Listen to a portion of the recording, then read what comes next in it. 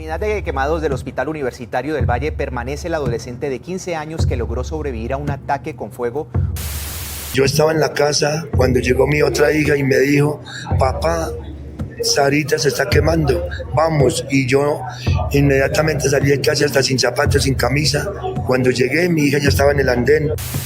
Entonces yo salgo corriendo y preciso le encuentro a mi hija bajando las gradas prendida.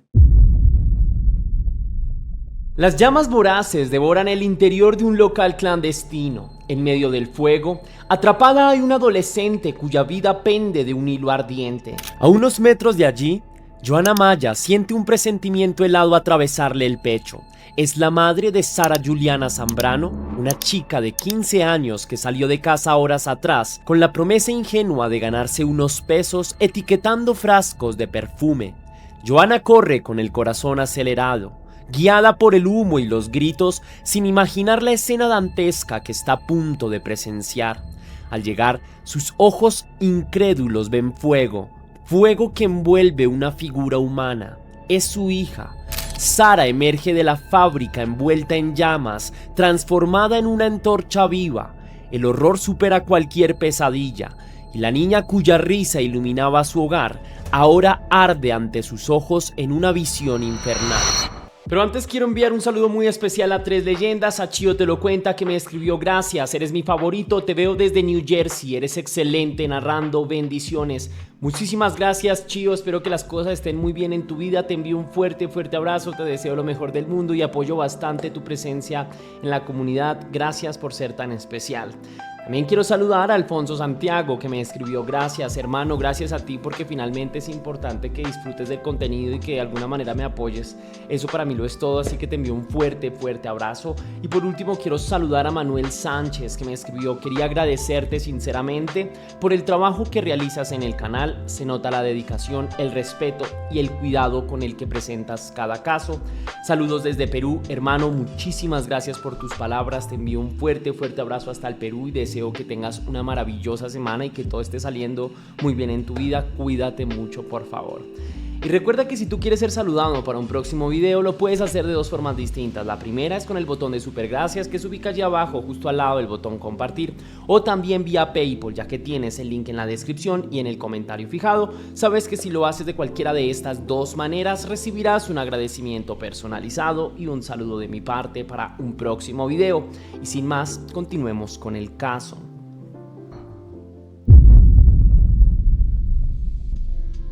El 23 de julio de 2025 amaneció como un día cualquiera en Pasto. En la casa de la familia Zambrano Maya, sin embargo, latía una mezcla de ilusión y preocupación. Sara Juliana, la menor de 3 hermanos, llevaba días insistiendo en algo que inquietaba a sus padres. Quería trabajar por un día en una perfumería clandestina del barrio para ganarse un dinero extra. Tenía un propósito noble: juntar 15,000 pesos colombianos para comprarle un regalo de cumpleaños a su hermana mayor. Su hermana, Luisa Fernanda, cumpliría 18 años al día siguiente, el 24 de julio, y Sara, con ese ímpetu generoso propio de sus 15, deseaba obsequiarle algo especial costeándolo con su propio esfuerzo. En el hogar humilde de los Zambrano Maya, ese monto de 15,000 pesos representaba el valor simbólico de la autonomía y el cariño fraternal. Joana y Wilson, sus padres, no estaban del todo de acuerdo con que Sara trabajara en un lugar que les generaba desconfianza. Era una fábrica improvisada, sin permisos, donde producían perfumes de manera ilegal. Los padres sabían que ambientes así podían ser riesgosos, tanto por las sustancias químicas como por la informalidad. Ante la determinación de Sara, los padres cedieron con recelo. No sospechaban, ni en sus peores presentimientos, que estaban a punto de despedir a su hija hacia la trampa más cruel. Sara era una adolescente soñadora. Amaba el baile y formaba parte de los colectivos coreográficos del Carnaval de Negros y Blancos, que es la mayor fiesta de Pasto. Blancos es un momento de mezcla cultural para celebrar la liberación de los esclavos, así como la unidad. Es una de las fiestas más importantes del país. Ofrece un espectáculo colorido. El festival se celebra cada mes de enero y atrae a miles de personas a las calles de San Juan de Pasto, en el sur de Colombia. Aquella tarde de julio no tenía ensayo de danza, lo que la dejó libre para perseguir su plan de trabajar unas horas. La invitación había venido de un compañero de colegio, amigo suyo, hijo de los dueños de la perfumería clandestina, donde necesitaban ayuda pegando etiquetas en envases. Ese chico, cuyo nombre mantendré en reserva por ser menor de edad, insistió mucho en que Sara fuese justo ese día, prometiéndole que el trabajo era sencillo y rápido. Quizá le dijo que también estaría allí su propia hermana, otra adolescente de la misma edad, para que no se sintiera sola. Ese detalle tranquilizó un poco a Johanna. Entonces, Sara se preparó para salir. Se despidió de su madre con un abrazo rápido, llena de entusiasmo. Llevaba en la mochila una botella de agua, su celular con la batería bien cargada y la esperanza sencilla de volver a casa, con unos billetes que se convertirían en el regalo de cumpleaños para su hermana amada. Johanna la vio alejarse por la calle. No podía imaginar que esa sería la última vez que vería a su hija tal y como era. La fábrica resultó ser una vivienda modesta adaptada ilegalmente para producir perfumes artesanales. Ubicada en una callejuela semioculta del barrio, su exterior no llamaba la atención. Un portón metálico oxidado, paredes de ladrillo sin revocar y ventanas cubiertas por viejas cortinas. Sin ningún rótulo comercial, pasaría por un almacén abandonado más. Al caer la noche, Sara llegó puntualmente, a eso de las 7 de la noche, según reconstruirían luego sus padres. La puerta estaba entreabierta y ella entró sin sospechar que era una trampa. En el interior, el aire era denso con el aroma dulzón de las esencias y el alcohol. Había mesas de trabajo desordenadas con frascos, embudos, pegamentos y rollos de etiquetas. En una esquina se apilaban galones de alcohol industrial y sustancias químicas inflamables, insumos para fijar las fragancias que impregnaban todo el lugar. Sara encontró allí a la hija de los dueños, la joven de 15 años que también estaba para ayudar esa noche. Era su primera vez en ese sitio, pero para la otra chica quizá era rutina ayudar a sus padres en el negocio clandestino. Conversaron brevemente, tal vez riendo por lo torpe que resultaba despegar y pegar etiquetas a docenas de frascos. Por un momento todo parecía normal. Dos adolescentes trabajando, hablando de cosas triviales, sin imaginar lo que sucedería. Minutos después, se oyeron pasos apresurados. 4 siluetas juveniles irrumpieron en la estancia. Eran 2 chicos y 2 chicas, compañeros del mismo colegio, conocidos de la adolescente dueña de casa. Antes de que Sara o la otra joven pudieran reaccionar, los recién llegados cerraron de golpe la puerta principal y corrieron el pasador. El sonido metálico del cerrojo selló el destino de las 2 menores en ese cuarto. Sobresaltadas, ellas preguntaron qué ocurría, pero la respuesta llegó en forma de risa cruel y de acción inmediata. Los invasores tomaron uno de los galones de alcohol de perfumería y rociaron el líquido inflamable sobre las 2 chicas. La mezcla química empapó sus ropas, sus cabellos, sus pieles juveniles en segundos. El fuerte olor a alcohol saturó el ambiente, despertando el pánico en Sara, quien dio un paso atrás con el corazón desbocado, entendiendo de pronto el peligro. Trató de gritar, de pedir que pararan, pero el líder del grupo, uno de los chicos, ya tenía en su mano un encendedor o quizás una cerilla. De repente pronunció algunas palabras que Sara no llegó a comprender del todo, algo sobre "ahora sí arderán". Fue cuestión de un instante macabro, un chasquido, una chispa y todo se convirtió en fuego. Una llamarada azul y naranja envolvió a Sara y a la otra adolescente. El alcohol en sus cuerpos prendió al instante. El calor fue inmediato y brutal. Las llamas lamieron sus brazos, treparon por sus cabellos y mordieron sus rostros. Las chicas gritaban de dolor mientras intentaban desesperadamente sofocar el fuego que las consumía. El cuarto entero empezó a arder. El humo negro brotaba rápidamente de todo lo que el incendio encontraba a su paso: cartones, plásticos y madera. En medio de la humareda, Sara y la otra joven se abalanzaron a la puerta buscando desesperadamente la salida, pero la encontraron cerrada. Intentaron girar la manija, empujar con el peso de sus cuerpos en llamas. Nada, desde afuera, alguien retenía la puerta para que no escaparan. Los agresores, con una frialdad espantosa, mantenían aquella puerta clausurada, escuchando los alaridos de sus víctimas mientras el fuego cumplía con su macabra tarea. La cerradura se trabó. Estaban completamente atrapadas en un horno voraz. Dentro del cuarto se vivieron quizás los peores momentos imaginables. Sara sentía el fuego morder su carne, un dolor blanco y absoluto que nublaba sus sentidos. A su lado, la amiga gritaba el nombre de su hermano entre lágrimas y gemidos, sin entender por qué sus propios conocidos le hacían aquello. El aire se volvió irrespirable. Cada bocanada traía humo a sus pulmones ardientes. Sara cayó al suelo, rodando en un intento instintivo por apagar las llamas en su ropa, sintiendo cómo la piel se le adhería al piso por el calor. Sus ojos buscaban una salida, encontrando solo la silueta distorsionada de los jóvenes tras el vidrio sucio de una ventana cerrada, observándolas.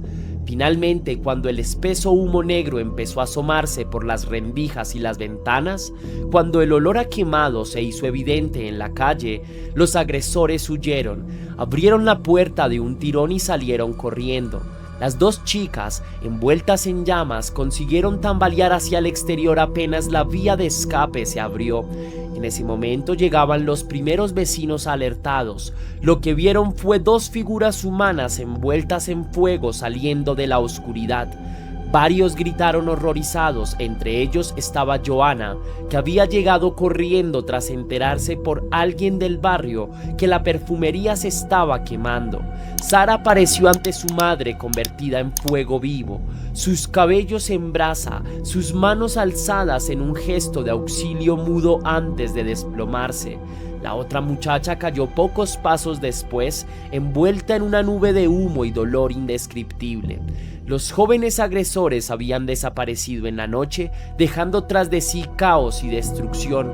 El lugar ardía descontrolado, pero vecinos valientes se apresuraron con extinguidores caseros y baldes de agua mientras esperaban a los bomberos. Johanna y Wilson, desgarrados por la escena, corrieron hacia su hija. El padre se quitó la chaqueta y trató de apagar los rescoldos que aún consumían la ropa de Sara. La piel de la chica tenía un color rojo negruzco, ampollada y supurante. Sus ojos apenas podían abrirse. La identificaron más por sus balbuceos y el collar que llevaba, aquel que su hermana le regaló en su cumpleaños pasado, ahora chamuscado. Con los brazos temblorosos, Johanna tocó a su hija sin saber cómo aliviarla. Fue entonces que Sara susurró aquellas palabras incriminatorias: "Ellos me quemaron antes de perder el conocimiento". Johanna entendió en ese instante que no había sido un accidente, que alguien había provocado intencionalmente ese acto de barbarie. Sus ojos se nublaron entre lágrimas de dolor y furia. A pocos metros, unos vecinos atendían a la otra adolescente, la hija de los dueños del lugar. Su estado era igualmente grave: inhalación de humo, quemaduras extensas en gran parte del cuerpo. No podía hablar, solo gemía mientras la cubrían con una manta. Su hermano, el chico que invitó a Sara, había llegado al escuchar el alboroto y contemplaba la escena con estupor. Nadie sabía aún qué había motivado semejante ataque, pero las miradas empezaban a volverse hacia él y hacia la clandestina fábrica de perfumes de su familia, tratando de encontrar alguna explicación en las cenizas.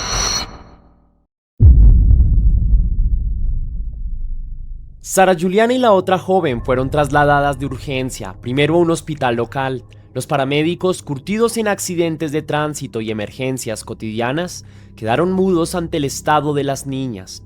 El 80% del cuerpo de Sara estaba quemado, su vida se debatía en un delicadísimo hilo. La otra chica presentaba quemaduras también muy extensas y complicaciones respiratorias por el humo. Los médicos de guardia entendieron de inmediato que en Pasto no contaban con la unidad de quemados adecuada para un caso tan severo. Tras estabilizarlas como pudieron, hidratar, suministrar analgésicos potentes para el dolor inimaginable, entubar si era necesario, entre otras cosas, gestionaron el traslado urgente de ambas pacientes a un centro especializado en la ciudad de Cali. Las autoridades locales de Pasto inicialmente catalogaron el hecho como un incendio accidental en un establecimiento ilegal. Quizá influenciados por la versión de los dueños de la perfumería, los padres de la joven fallecida, quienes esa misma noche optaron por no denunciar formalmente lo ocurrido, alegando que se había tratado de un desgraciado accidente. Era una narrativa conveniente. Aceptar que fue un ataque premeditado implicaba responsabilidades legales graves y cuestionamientos sobre la clandestinidad de su negocio. De hecho, tras lo ocurrido, las autoridades clausuraron la fábrica ilegal que nunca tuvo medidas de seguridad pese a manipular químicos peligrosos. Sin embargo, en un giro indignante, poco después se supo que estos dueños simplemente abrieron otro comercio en otro lugar, como si nada hubiera pasado, mientras evitaban a toda costa asociar sus nombres con la tragedia. Pero la verdad ya había salido a la luz por boca de la víctima sobreviviente. Joana Maya, con el corazón destrozado pero lleno de determinación, alzó la voz desde el primer momento para exigir que no se encubriera el caso.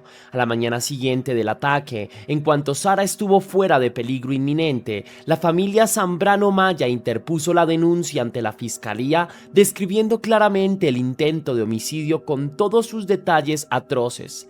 La palabra feminicidio empezó a rondar en las conversaciones, dado que la hazaña y el ensañamiento contra Sara recordaban las peores formas de violencia machista. Si bien los agresores eran apenas adolescentes, la intención de quemar vivas a dos niñas tenía resonancias de castigo ejemplarizante, de crueldad aprendida quién sabe dónde. La ciudad de Pasto quedó sumida en la conmoción. Padres de familia, maestros y estudiantes no daban crédito a que entre las aulas se hubiera gestado un acto tan inhumano. La otra víctima, la hija de los perfumeros clandestinos, luchó por su vida durante 3 días. Su delicado estado mantuvo a todos en vilo. Lamentablemente, pese a los esfuerzos médicos, su cuerpo no resistió. Falleció 72 horas después del ataque a causa de las quemaduras y complicaciones críticas. Su muerte confirmó lo que Sara ya había revelado. Ninguna de las dos provocó el incendio, ambas fueron víctimas.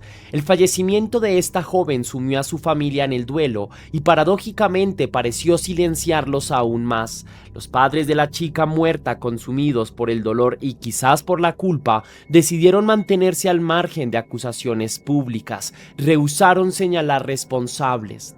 Entretanto, la investigación formal comenzó a tomar forma lentamente. Se identificó a los 4 presuntos agresores, 2 chicos y 2 chicas de entre 14 y 16 años, todos estudiantes del colegio de Sara. Por ley, al ser menores de edad, sus nombres permanecen en reserva. Ninguno fue aprehendido inmediatamente. En lugar de esposas, la sociedad les colocó la etiqueta de buenos chicos que no podían haber hecho algo así. Surgieron rumores y testimonios contradictorios.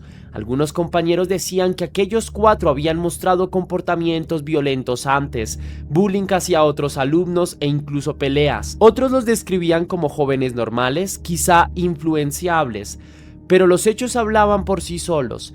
Alguien cerró esa puerta con llave, alguien esparció alcohol sobre las víctimas, alguien encendió el fuego y luego escapó, y esos alguien tenían rostro conocido en la comunidad escolar. La fiscalía, sin embargo, no actuó con la celeridad que cabría esperar ante la gravedad del caso.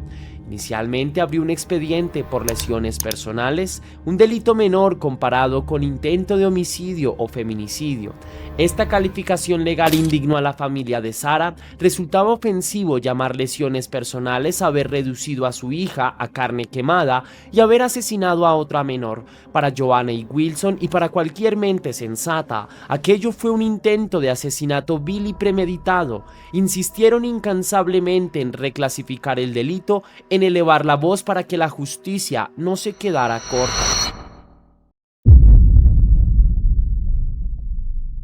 Contra todo pronóstico, Sara Juliana sobrevivió.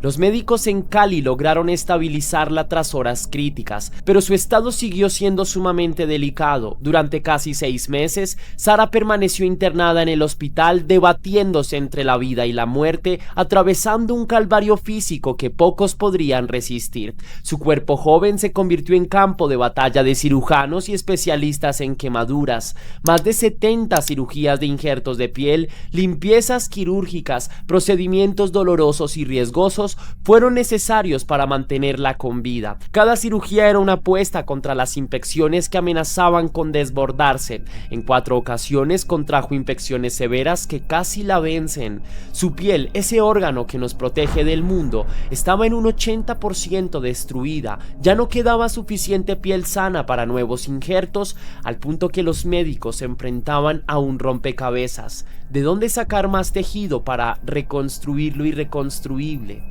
Sara despertó del coma inducido días después del ataque, envuelta en vendajes de pies a cabeza, con tubos que la ayudaban a respirar y alimentarse. Su primera sensación fue el dolor, un dolor lacerante, omnipresente, que ningún medicamento lograba silenciar del todo. Cuando pudo abrir los ojos, se encontró en un mundo blanco de sábanas y paredes de hospital, con el pitido rítmico de monitores como música de fondo. Apenas podía mover los dedos de la mano derecha. El resto de su cuerpo yacía quieto, preso de la rigidez de las quemaduras y de los aparatos. No reconocía su propia piel. Donde antes había un rostro de adolescente, ahora había un semblante vendado, heridas que supuraban lentamente bajo las gasas. No tenía cabello, no tenía cejas, y al comprender eso, las lágrimas brotaron silenciosas por los únicos espacios libres en sus mejillas cubiertas. El trauma emocional fue tan profundo como las heridas físicas. Los primeros días Sara evitaba los espejos y cualquier reflejo. Al tocar sus propias manos, sentía que no era ella, que su cuerpo se había vuelto ajeno, un caparazón de dolor. Los psicólogos del hospital hicieron lo posible por prepararla para la dura realidad, pero ¿cómo se prepara a alguien de 15 años para asimilar que su vida jamás volverá a ser igual? Las noches eran especialmente crueles. Bastaba que cerrara los ojos para que regresara a aquella habitación en llamas. En sus pesadillas revivía el ataque una y otra vez, sintiendo de nuevo el calor abrasador, escuchando las risas de sus agresores mezcladas con los propios gritos. Se despertaba agitada, sollozando, a veces desconociendo dónde estaba. Joanna o Luisa, que se turnaban para acompañarla, tomaban su mano recordándole suavemente: «Estás a salvo, mi amor, estamos contigo, ya pasó». Pero para Sara nada había pasado del todo. El infierno seguía allí, ardiendo en su memoria y en su piel. Con los meses su estado fue mejorando muy lentamente. Logró sentarse en la cama tras múltiples terapias. Luego, con ayuda, dio sus primeros pasos apoyada en un caminador. Aunque su pierna izquierda estaba gravemente afectada, esa herida en la pierna se convirtió en un símbolo de la lucha continua. No cicatrizaba, infecciones iban y venían colonizando la zona, y los médicos debatían cómo proceder sin poner en riesgo lo poco de piel sana que quedaba. Cada día era una pequeña victoria y a la vez un recordatorio de los límites. Sara empezó a entender que sobrevivir había sido apenas el primer paso. Lo que venía era resistir un dolor interminable y reconstruirse desde las cenizas. Sara cayó en una depresión profunda, un abismo de tristeza y desesperanza del que era difícil sacarla. ¿Cómo no deprimirse al verse transformada, al recordar cada instante de ellos me quemaron y saber que quienes lo hicieron seguían libres? Se sentía agobiada por todo lo que tuvo que vivir y por lo que sigue enfrentando: dolores constantes, noches sin dormir, días de angustia por la falta de movilidad. Pensamientos oscuros la asaltaban, se preguntaba ¿por qué me hicieron esto? ¿Por qué yo? Buscando un sentido donde quizás no lo había. El espejo era su enemigo. La nueva Sara, llena de cicatrices, apenas se parecía a la chica sonriente de las fotos familiares. En ocasiones pedía que apagaran las luces para llorar a solas en la oscuridad, recordando nostalgias simples, el viento en la cara al bailar, la calidez de una ducha normal, ahora prohibida por las heridas. A pesar de todo, Sara sigue luchando por sus sueños, incluso cuando intentaron arrebatárselos. Hubo momentos en que Sara quiso rendirse, días enteros en que rechazaba la rehabilitación, en que pronunciaba en susurros: «Déjenme morir, esto no es vida». Pero el amor inquebrantable de su familia la sostuvo. Joana con dulzura firme le recordaba sus anhelos. «Tú querías ser bailarina, hija, y vas a volver a bailar, te lo prometo. Si tus piernas no pueden, bailaremos con el alma». Le gustaba estudiar, bailar, bailaba en los colectivos coreográficos de los carnavales del 3 de enero. No sé por qué le hicieron eso a mi niña. No sé, envidia, no sé a quién le puede pasar eso. Yo creo que ni a un animal le echan candela como me le echaron a mi hija. Su padre le hablaba de los libros que a ella le gustaban, porque Sara siempre fue buena estudiante, curiosa, amante de la literatura, y le leía en voz alta fragmentos de historias para mantener viva su imaginación más allá del cuarto de hospital. Poco a poco, esas muestras de cariño fueron tendiendo puentes sobre el abismo. Sara empezó a participar más en las terapias, a esforzarse en doblar la rodilla, en ejercitar los brazos que habían quedado rígidos. Cada centímetro de piel que sanaba, cada músculo que respondía era una victoria pequeña pero vital. Tras 7 meses de hospitalización, los médicos determinaron que Sara podía ser dada de alta, aunque requeriría cuidados especializados permanentes. Su familia lo había perdido todo menos a ella. Vendieron sus pertenencias en Pasto y se mudaron a Cali para estar junto a Sara durante el tratamiento. Dejar atrás su ciudad natal, su casa humilde, incluso a los abuelos de Sara que no pudieron viajar, fue un costo enorme que la familia asumió sin dudar. Se instalaron en un albergue temporal cerca del hospital, viviendo prácticamente con lo opuesto. Joana y Wilson dejaron sus trabajos informales para dedicarse 24/7 al cuidado de su hija, consumiendo los pocos ahorros que alguna vez tuvieron. La situación llegó al punto de que debían costear por cuenta propia insumos médicos, medicamentos, gasas especiales, cremas para las cicatrices, porque el sistema de salud pública no daba abasto. La única ayuda estatal directa que recibieron fue un aporte de apenas 70,000 pesos, que son unos $18 del alcalde de Pasto, una suma irrisoria frente a la montaña de gastos médicos.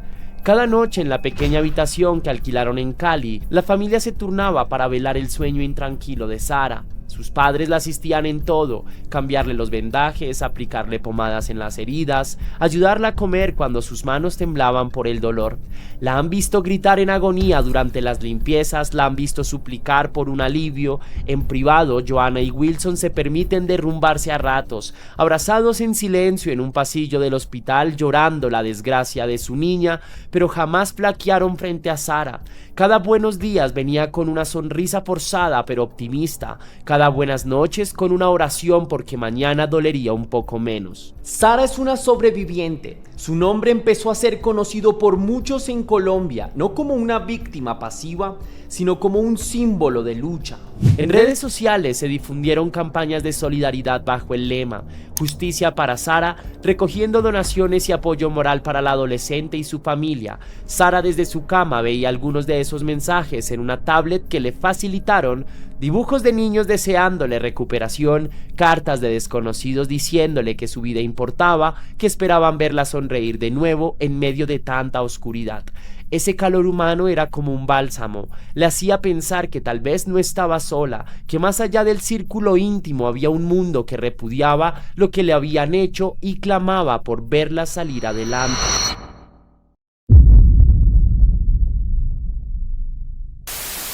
Armando, audiencia, buenas noches. Aunque el caso ya lo tiene la Fiscalía, no hay avances en la investigación. Es lo que han manifestado los padres de la menor, que tuvieron que dejar sus puestos de trabajo en Pasto, a sus otros hijos, y trasladarse hasta la ciudad de Cali para poder acompañar el proceso de recuperación de Sara. Mientras Sara se concentraba en sobrevivir, la justicia avanzaba a paso lento y torpe. A 7 meses del ataque, los 4 agresores seguían en libertad, asistiendo a clases en otro colegio o escondidos bajo la tutela de sus familias, pero libres al fin y al cabo. Ninguno había enfrentado aún una consecuencia legal concreta. La investigación se encontraba supuestamente en etapa de investigación, pero en la práctica parecía congelada. La familia Zambrano Maya vivió una odisea adicional en los despachos judiciales. Cada vez que creían que el caso avanzaría, surgía un nuevo obstáculo burocrático, una nueva excusa. En varias ocasiones les dijeron que no podían proceder sin la declaración de Sara. Sara, a pesar de su estado físico y emocional, rindió su testimonio en 2 ocasiones, rememorando con inmenso esfuerzo aquella noche infernal ante funcionarios y psicólogos forenses. Lo hizo a pesar de que cada relato la hacía revivir el trauma, esperando que así se acelerara el proceso. No fue suficiente. Tras su declaración, en vez de órdenes de captura, llegaron más requisitos, más espera. Para que no quede el caso de mi hija impune. Los 4 muchachos, 2 muchachas y 2 muchachos andan muy tranquilos por la vida. Para colmo de males, la familia de Sara empezó a enfrentar lo que se conoce como acoso judicial. En vez de estar amparados por el sistema, parecía que debían defenderse también de él. Los mismos presuntos responsables interpusieron tutelas y demandas contra los padres de Sara, acusándolos de calumnia por hablar públicamente de lo ocurrido. Era el mundo al revés, los victimarios reclamando ser víctimas. Las familias de estos jóvenes argumentaban que sus hijos estaban siendo difamados y que toda la presión mediática les había arruinado la vida. Decían que no comen, no duermen y temen por su seguridad. En ningún momento esas familias reconocieron el daño irreparable causado a Sara, ni una disculpa ni un atisbo de responsabilidad. Por el contrario, se mostraban indignados porque sus apellidos salían manchados en rumores. Incluso lograron que un juez ordenara temporalmente que no se difundieran los nombres de los chicos implicados. Joana Maya, al enterarse de esas acciones legales en su contra, sintió que revivía la pesadilla bajo otra forma. La legislación y la sociedad parecían estar protegiendo más a los atacantes por su edad que a la víctima inocente. La madre de Sara también reveló algo que dejó a muchos sin aliento. Los familiares de los 4 menores hicieron hasta lo imposible por impedir que se hablara del caso públicamente. Querían borrar la historia, taparla bajo la alfombra de la indiferencia para que sus hijos pudieran rehacer sus vidas sin cargar con la etiqueta de intento de homicidas. Incluso los dueños de la fábrica, los padres de la joven fallecida, sostenían la versión de que todo fue un accidente que se salió de las manos, intentando encubrir lo ocurrido a pesar de que su propia hija murió en ello.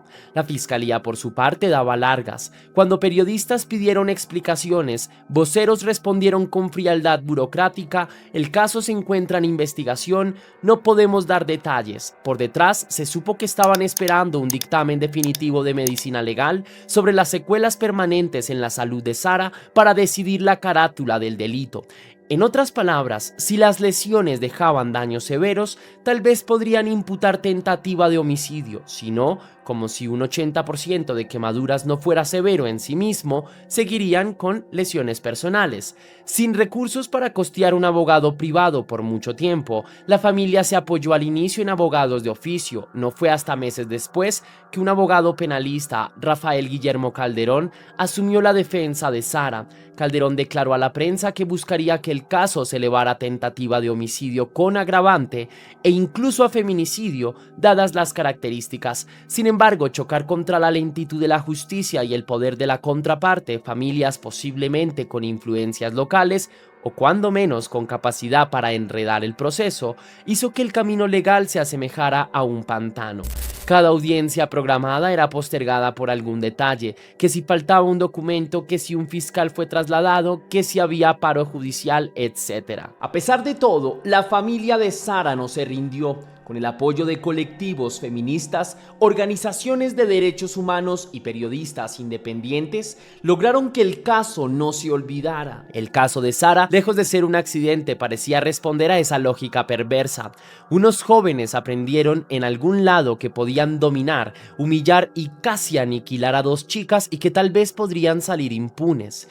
Y en este caso, hasta el momento, la crueldad estaba saliendo barata. Si Sara hubiera pertenecido a una familia adinerada y poderosa, ¿Los responsables seguirían libres? Probablemente no. Esa es otra arista punzante, la sensación de que la vida de una niña de familia humilde vale menos para el Estado. Seguramente si Sara perteneciera a una familia adinerada, el caso habría tenido mayor difusión y presencia del Estado, sentenció un reportaje sobre el caso. Pero Sara es una chica de barrio popular cuyo calvario quedó opacado pronto en la prensa nacional por otros titulares, y eso es también parte de la injusticia. Espero que este caso sea en honor a estas dos chicas y que su caso no quede impune, porque no podemos seguir permitiendo que sucedan estas cosas sin ningún tipo de justicia.